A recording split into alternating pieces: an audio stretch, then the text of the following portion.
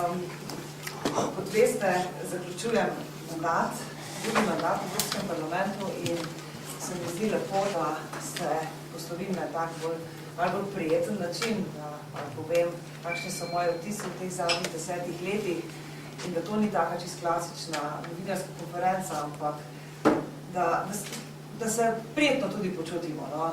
Tako da vmes, ko bom jaz govorila, se vi tudi postrešte, zajtrkujte, ni treba na mene čakati. Jaz sem navajena, da mi v Bruslu tako delamo, da eden je, mislim, da eden govori, drugi pa jejo in potem je situacija obrnjena.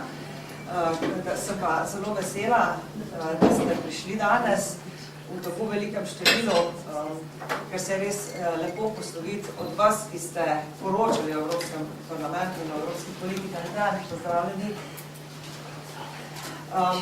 Ker vem, da ste tudi vi kot novinarji včasih imeli težave v svojem uredništvu prepričati ljudi, da so evropske politike res pomembne in da je o njih tudi treba poročati.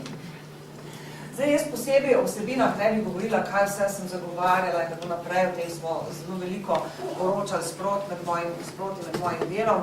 Bi pa mogoče malo to refleksijo naredila od začetka, zakaj sem šla v politiko, zakaj potem sem dala temu slovo in potem tudi mogoče nekaj takih podatkov, kaj vse se vmes zgodilo, ki do zdaj niso bili objavljeni, tudi nekaj takih številk, statističnih podatkov. Nekaj sem pa že včeraj tudi tweetnila, po noč, ko sem se pripravljala. Morda je kdo še kakšno številko ujel. No, v politiko sem šla jaz leta 1994 in sicer zaradi tega, ker se mi je zdelo, da se država pač ne razvija v tisto smer, kot sem se jaz želela. Želela sem si namreč bolj svobodne in bolj sproščene Slovenije in odločila sem se, da zato bom poskusila tudi po svojih močeh k temu prispevati. In ne glede na to, ali sem delala stvari prostovoljno, kar je bilo 10 let, ali sem jih počela profesionalno, kar je bilo naslednjih 10 let, in ne glede na to, kakšna je bila plača, ker sem imela zelo različno v začetku mojega dela, leta 2004 pa zdaj na koncu, vedno sem delala enako zavzetno in vedno po enakih načelih. To mislim, da moram povedati, glede na to, koliko je bilo teh razprav o našem proračunu. Mislim, da je to delo, ki sem ga imela priložnost upravljati res neko, jaz bi rekla tako res izvrstno delo, sjajno delo, jaz sem res zadovoljna, da sem ga počela, ampak bi želela poudariti, da je to sjajno ali pa sanjsko delo, ne sanjska služba, kar se velikrat zdaj sliši. V Sloveniji se prevečkrat govorimo o službi, namesto da bi govorili o delu in kot delo je res velik izziv. Ker smo tik pred volitvami, sem razmišljala predvsem o tem, kako sem jaz v teh 10 letih doživljala svoje kolege, kdo je imel tisto, kakšne lastnosti je moral imeti tisti, ki je res imel nek ugled. In predvsem se mi zdi, na prvo mesto je treba postaviti eno od lastnosti, da mora biti človek zelo dobro organiziran, ker mi delamo najmanj v 3 pisarnah, v Strasbourgu, v Bruslu, pa še seveda v svoji državi in hkrati tudi potekajo razni sestanki še drugje in če nisi dobro organiziran, če nimaš stvari urejenih, tako da jih dosežeš podatke, argumente vsak trenutek, potem tudi dela ne moraš dobro opraviti. Sicer pa vsebinsko delo poteka v odborih, nekaj tega ste že slišali, recimo obravnava raznih dosjejev, nekaj stvari je, ki do medijev niti ne pridejo. Mi poslanci imamo kar bogato korespondenco tudi z komisarji in velikrat so te stvari zelo pomembne, kje si podpisan, kaj si zahteval od komisarja, kako so potem te zahteve uspele. To je bolj očem skrito. Potem je pa očem skrito tudi to, da seveda je celotno to vsebinsko delo treba tudi zorganizirati. In to delo upravljajo tako imenovani koordinatorji, predsedniki in podpredsedniki odborov in tudi to je velik izziv in sem imela res možnost, da vse te različne aspekte tudi sama doživim in sem zelo vesela za to. Poleg tega vsebinskega dela pa seveda poteka tudi politično delo. Bolj politično delo pa poteka predvsem v politični skupini, pa seveda tudi doma v stranki.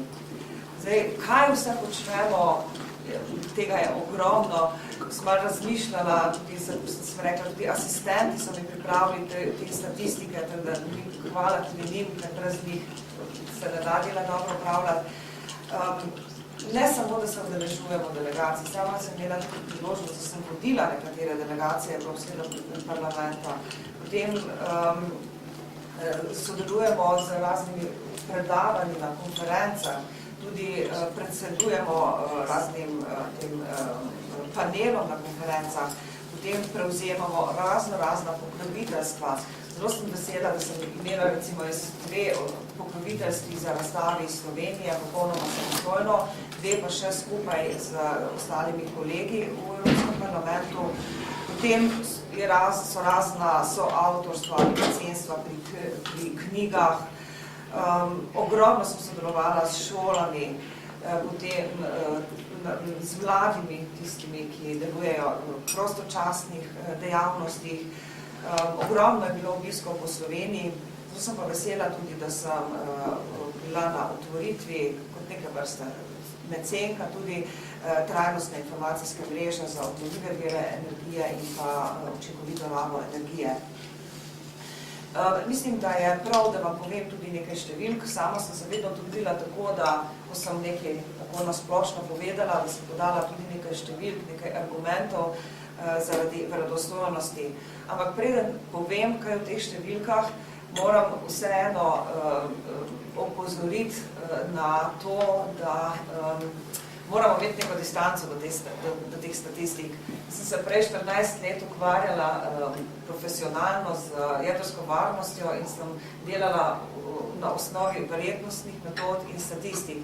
In vem, da je treba precej previden biti pri statistikah, ko jih interpretiraš, kaj ti določena številka pomeni. In pa seveda, ko zbiraš same parametre, kaj boš štel. In tele statistike, ki se zdaj pojavljajo, se misli, da je prav, da se pojavljajo, ampak primerjajo se pa včasih čisto neprimerljive stvari. To, da se recimo en govor v parlamentu, ki traja 1 ali pa 2 minute, primerja kot ena aktivnost, potem pa ne vem, da si bil nekje pri enem poročilu avtor, je pa tudi ena aktivnost, to so čisto neprimerljive stvari. In recimo tudi pri resolucijah, ali si vložil resolucijo, ki se potem sploh ni glasovalo o njej skupaj z nekim parimi svojimi kolegi, ali si se pa pogajal v imenu svoje skupine za eno resolucijo, to so tudi ogromne razlike. Ne? Zato lahko po mojem te statistike pokažejo nek trend ali pa grobo razvrstitev, kako širok je bil razpon dela posameznega poslanca, čemu je recimo posvečal prednost ali vlaganju amandmajev ali govorov ali pisanju resolucij, ampak pravi razvrstitvi pa ne. In v tem luči vas prosim, da tudi te moje številke gledate, a ne? Da to pač je neka statistika, ki pove, katerim aktivnostim sem dajala prednost, nočem pa, da se zdaj kakorkoli to drugače primerja z ostalimi mojimi kolegi. Zdaj, velikokrat v tej predvolilni kampanji sem dobila tudi vprašanje, kaj mislim, da je moj največji uspeh v zadnjih 5 letih.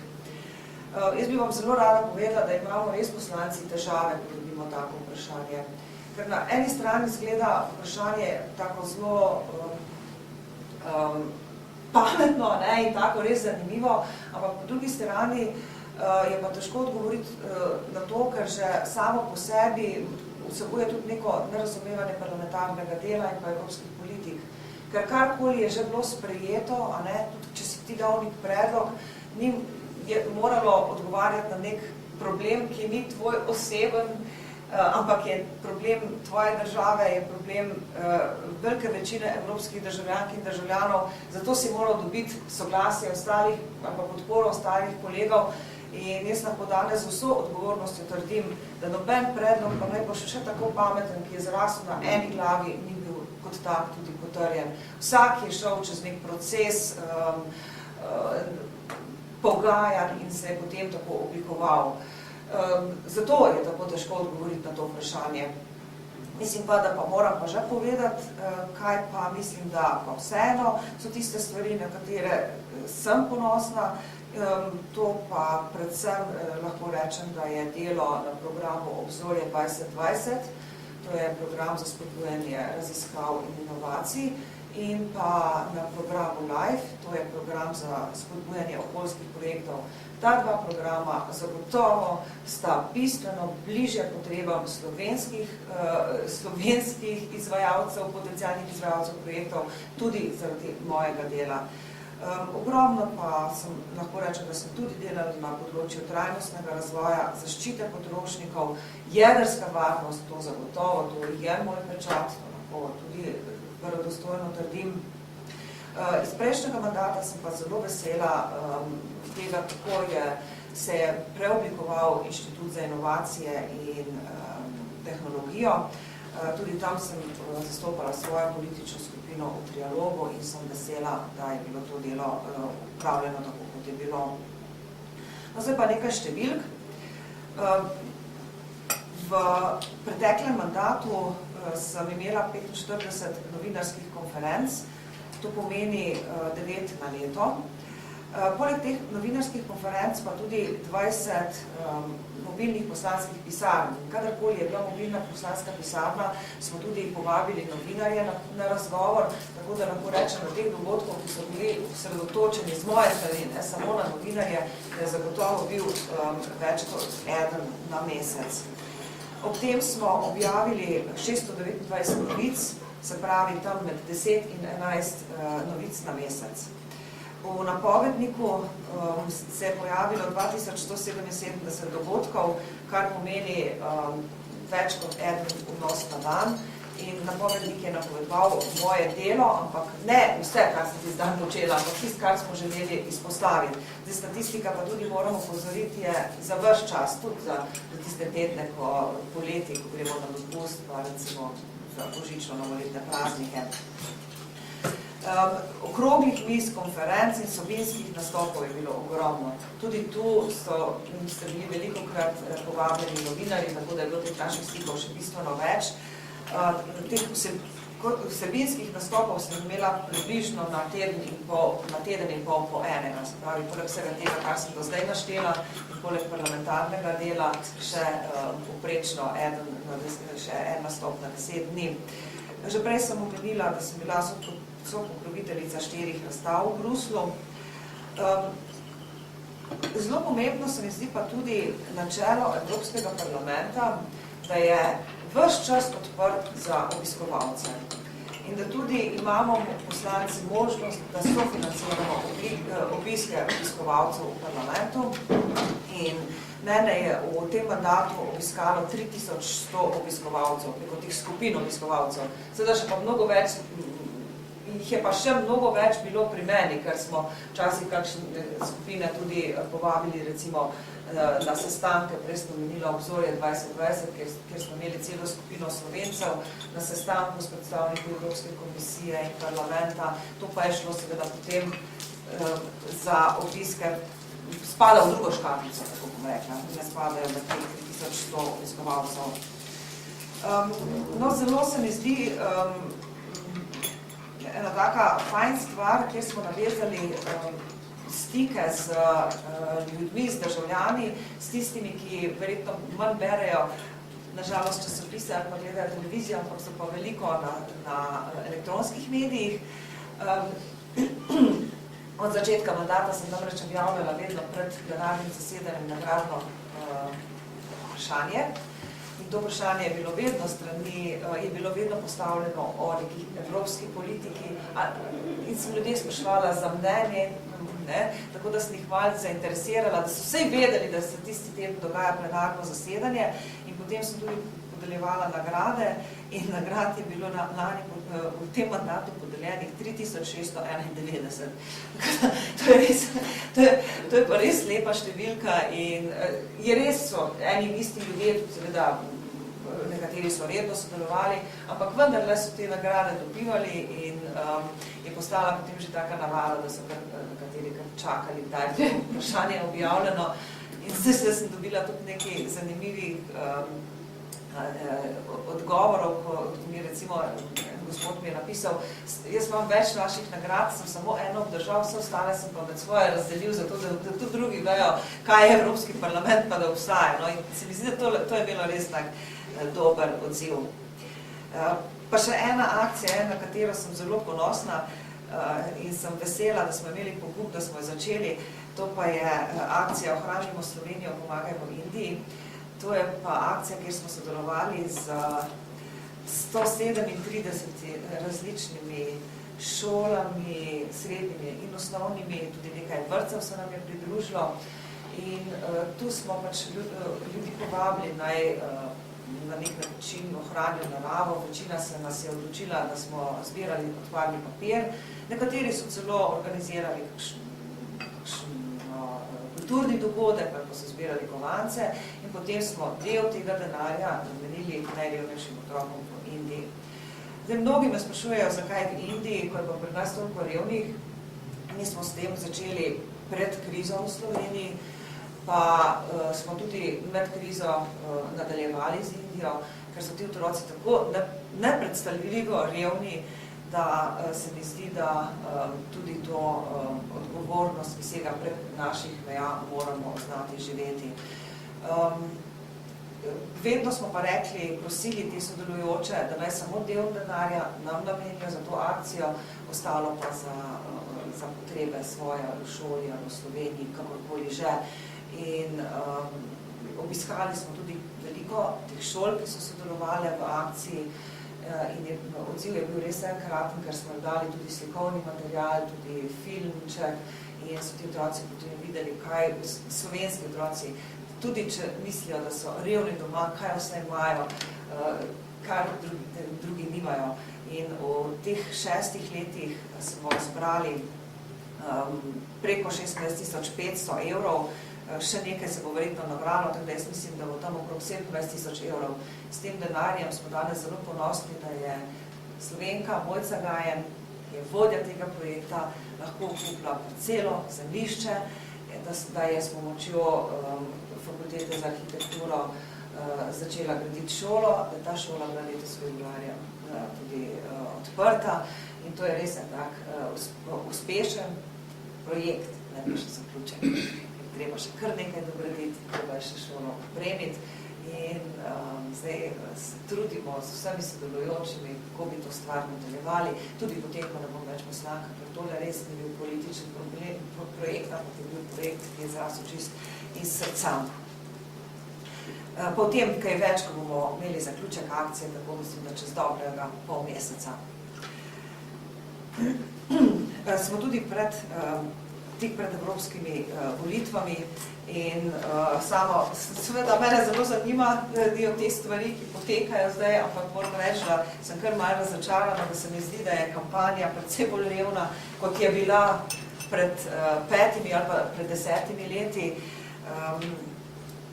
Se mi zdi, da tudi vprašanja so zelo poenostavljena in jaz bi se želela bolj vsebinske debate. Tudi bi vas malo zelo mogoče podražila, ko ste tu, da kakšno stvar preverite tudi, ki jo kandidati izgovorijo.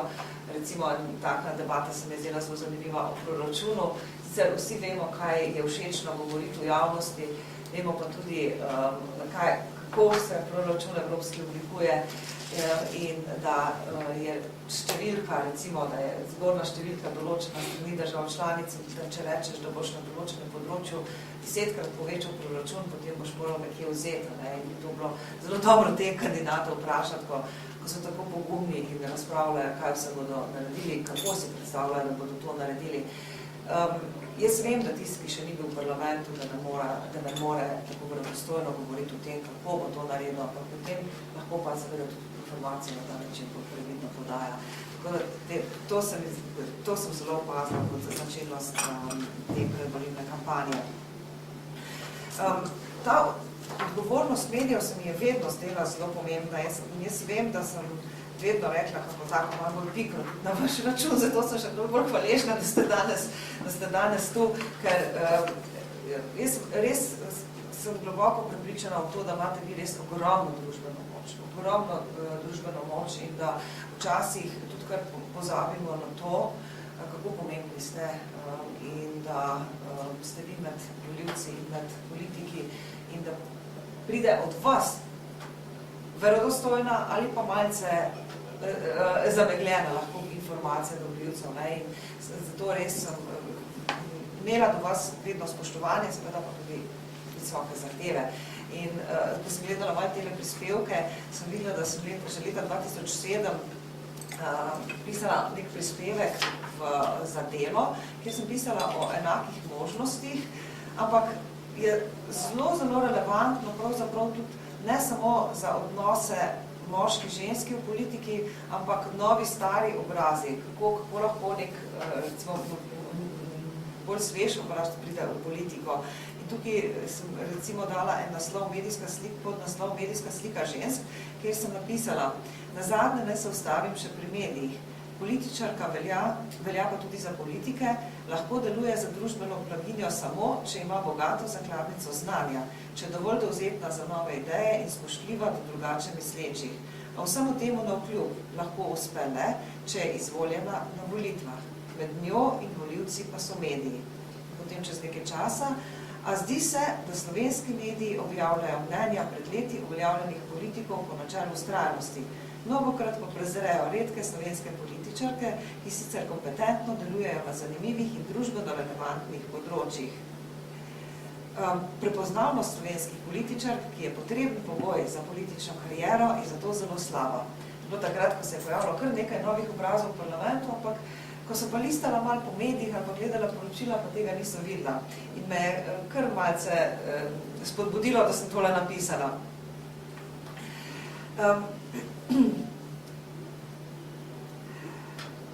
Nasploh bi rekla zdaj, da ne bom ne tega vzeti kot, da nas kritiziram, ampak pač tako dobronamerno ocena, ki sem jaz opazila in sem nasploh opazila v Sloveniji, da je v Sloveniji zelo malo evropskega. Se mi zdi, če dalje manj. V tem drugem mandatu se mi zdi, da je Slovenija postala še malce manj evropska, kot je bila v tistem prvem mandatu. V prvem mandatu smo vseeno imeli nekaj takih odmevnih projektov, se poznate uvedbo evra in pa predsedovanje. V drugem mandatu smo se začeli pa sami sabo ukvarjati na en način, ki jaz mislim, da ni evropski. In s tem je šlo seveda potem tudi vrednotenje evropskih politik, še bolj pa vrednotenje poslancev, ki smo naenkrat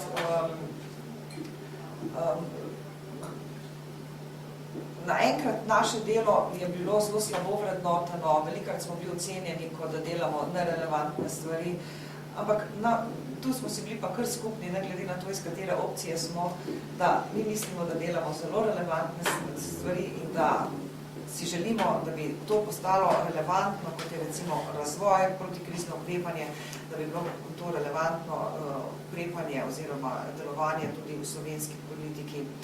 No, jaz moram iskreno priznati, da tudi zaradi tega sem izgubila nekaj motivacije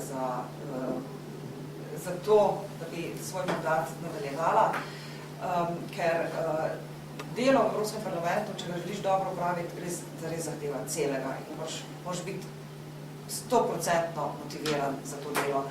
Meni je motivacija začela pojenjati in tudi to je bil eden od razlogov, da sem se odločila, da ne poskušam več kandidirati.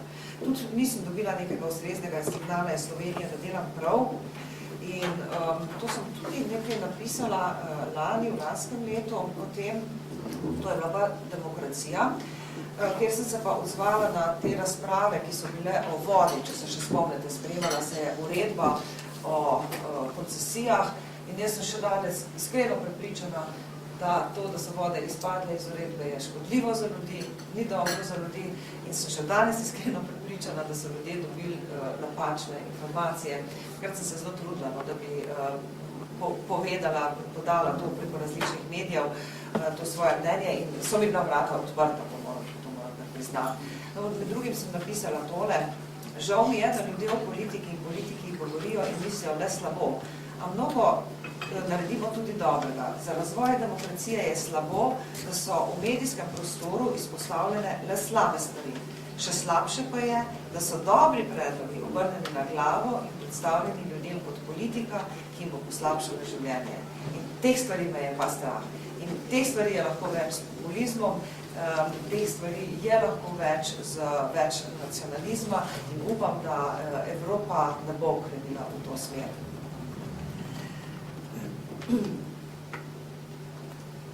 Ob koncu naj samo rečem, da sem pač poskušala dobro namerno z vso svojo energijo ustrezno zastopati Slovenijo v evropskem prostoru, dati svoje znanje in izkušnje, je pa tudi Slovenija, slovenski volivci so mi dali veliko priložnost, tudi Evropski parlament dal meni osebno ogromno. In v teh 10 letih sem zagotovo dobila ogromno znanja in izkušenj.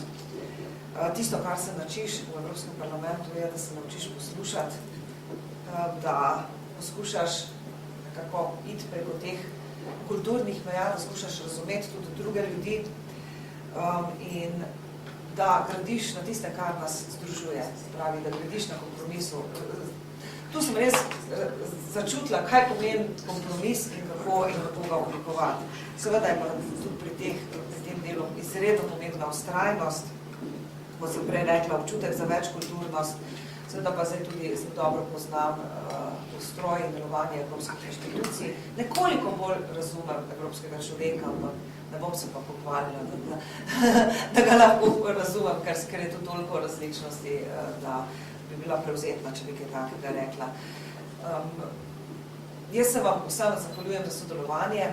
Ja, to še moram povedati. V koncu mandata sem s pomočjo svojih sodelavcev, glavni urednik je bil pa Miro Petek, tudi izbrala nekaj svojih prispevkov, ki sem jih napisala v vseh 10 letih v knjigo.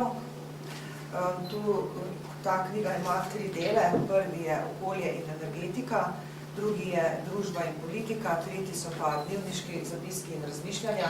To so pa dnevniki, ki sem jih pisala, ko sem bila na podnebnih pogajanjih,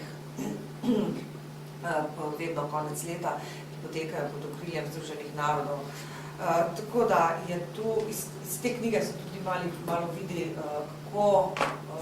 s katerimi temami sem se ukvarjala, kako globoko ali ne globoko, kam sem posegala in to se mi zdi, pravzaprav po mojem osebnem prepričanju je to bistveno bolj relevantno, kot pa kakršnakoli statistika ali pa številka.